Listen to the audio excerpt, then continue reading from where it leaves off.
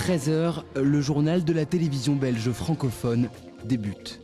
Bonjour à vous, des policiers de terrain qui gagnent plus que leurs supérieurs hiérarchiques. Au même moment, sur la télévision belge flamande, la présentatrice s'adresse aux téléspectateurs en néerlandais. Goedemiddag. Al maar vaker worden mensen bedreigd. Chaque jour, 2 journaux télévisés complètement différents sont proposés aux 2 communautés.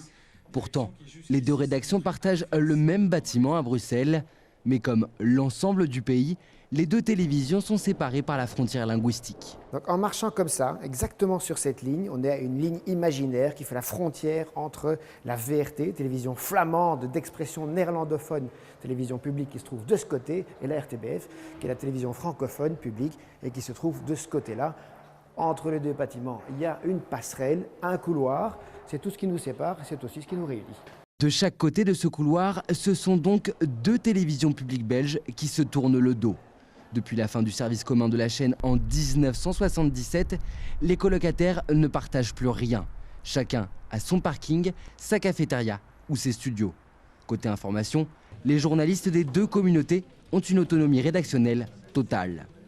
On a une culture flamande quand même, et ce qui se passe en Wallonie, c'est un peu l'étranger quand même. Si jamais il y a une grande explosion à Liège, on le saura par le biais de nos confrères de la RTBF, on leur donne un coup de téléphone, c'est nos collègues préférés si vous voulez, hein, mais c'est pas plus que ça. Même si les journalistes des 2 rédactions échangent leurs informations, la RTBF et la VRT peinent à dialoguer.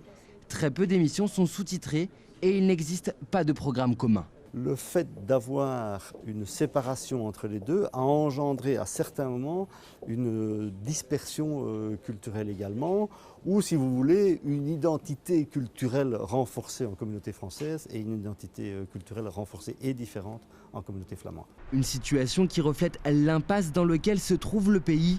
Sans gouvernement depuis le 13 juin dernier, les partis francophones viennent de rejeter le projet de réforme présenté par Bart De Wever, leader du parti indépendantiste flamand N-VA.